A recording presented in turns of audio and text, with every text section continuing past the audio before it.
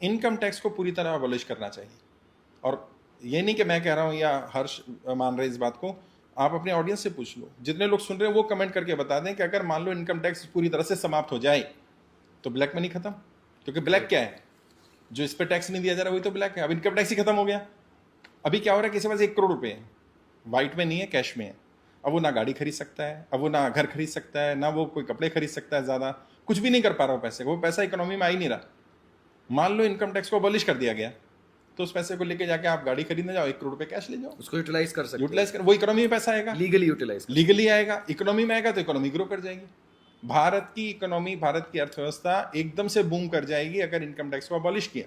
और ये मैं नहीं कह रहा हूं, ये इकोनॉमिस्ट कह रहे हैं, और वर्ल्ड वाइड ये फिनोमिना चल रहा है कि जहां पर टैक्स की दर कम है वो कंट्रियां फ्लोरिश कर रही हैं। आप यूएई का एग्जांपल लो ना, लोग दुबई क्यों जा रहे हैं, टैक्स हेवन में क्यों पैसा लगा रहे हैं, क्योंकि वहां इनकम टैक्स है ही नहीं। अब वो लोग कहेंगे, जो सुनेंगे कि यार दुबई में तो तेल निकलता है, दुबई में तो टूरिज्म है, तो भारत सरकार को भी टूरिज्म डेवलप करना चाहिए, भारत सरकार को ऐसे प्रोडक्ट डेवलप करने चाहिए जिससे पैसा है।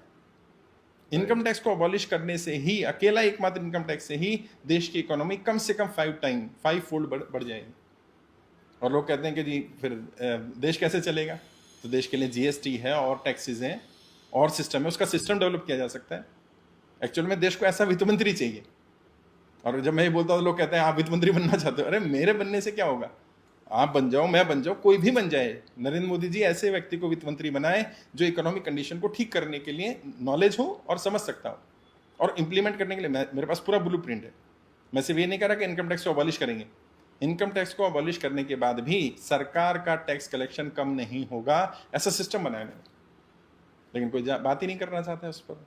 ये वो मुद्दे हैं जो बस बोलते हैं लोग लेकिन इम्प्लीमेंटेशन नहीं करते।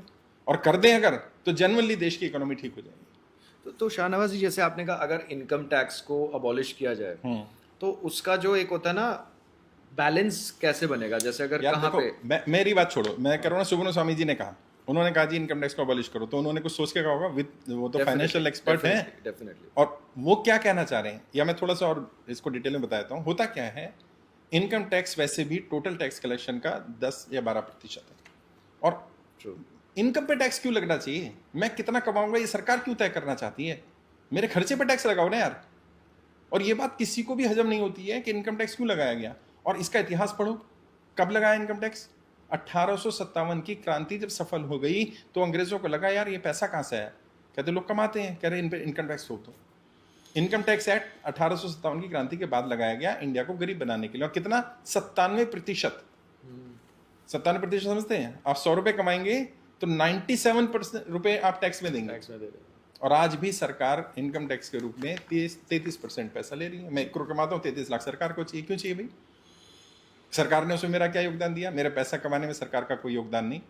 टैक्स पेयर को ये तो बुरा लगता है। टैक्स पेयर क्या कर रहा है, आप भी टैक्स पेयर है, मैं भी टैक्स पेयर हूँ, हम टैक्स पे करते हैं, हम जीएसटी भी पे करते हैं, हर अर्निंग पे जीएसटी देना पड़ता है सरकार को, जनता से इकट्ठा करके इनकम टैक्स देना पड़ता है, पेट्रोल पे टैक्स अलग है, और बहुत सारे टैक्स देते हैं। और हमें क्या बताया जाता है, इस टैक्स से आपको रोड मिलेगी, इस टैक्स से आपको हॉस्पिटल मिलेगा, स्कूल मिलेगा। अच्छा, मेरे बच्चे प्राइवेट स्कूल में पढ़ते हैं, मुझे तो उस टैक्स का कोई लाभ नहीं मिल रहा। मेरे बच्चे अगर कभी कोई बीमार हो जाए तो प्राइवेट हॉस्पिटल जाते हैं, सरकारी हॉस्पिटल सुविधाएं नहीं है। अच्छा, हमें कहते हैं हमारे टैक्स से रोड बनेगा, तो फिर टोल टैक्स क्यों ले रहे हैं, उससे क्या बन रहा है।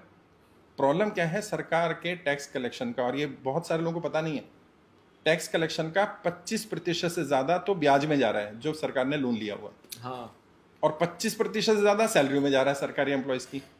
यानी हमारे 100 रुपए अगर हम टैक्स दे रहे हैं तो 50 रुपए तो सरकार के खर्चे में जा रहा है, बाकी 50 रुपए में कुछ करप्शन में जा रहा है, कुछ डेवलपमेंट में जा रहा है।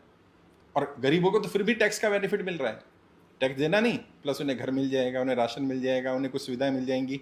टैक्स पेयर को क्या मिलता है, टैक्स पेयर को, और स्पेसिफिकली अगर हम मध्यम वर्ग, मिडिल क्लास, मध्यम वर्ग तो खैर टैक्स पेयर ज्यादा वही पे कर रहा है, क्योंकि अमीरों को तो राहत अलग तरह से मिल जाती है। मेन तो वही फंस जाता है, जो जॉब करने वाला है, सैलरीड एम्प्लॉय है, या जो बिजनेस करता है छोटा मोटा, जिसका 2, 4, 5, 10 करोड़ का टर्नओवर है, उन लोगों को ज्यादा दिक्कत है। और मैं समझता हूँ अगर अबॉलिश नहीं कर सकते, 1 करोड़ तक इनकम टैक्स को खत्म कर दो, तब भी देश की इकोनॉमी ग्रो कर जाएगी, कर सकती है। और दूसरा टैक्स है जो प्रॉपर्टी ट्रांजेक्शन टैक्स होता है, जिसको हम रजिस्ट्री टैक्स बोलते हैं या स्टैम्प ड्यूटी बोलते हैं।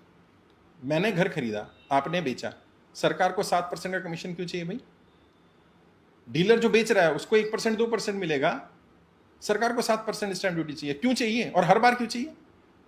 भाई समझ में आता है, एक बार आपने रजिस्ट्री कराई तो एक बार एक टाइम पर होता है। दोबारा मैंने बेचा घर, फिर सरकार को 7% चाहिए, फिर जिसने खरीदा उसने बेचा, फिर सरकार को 7% चाहिए।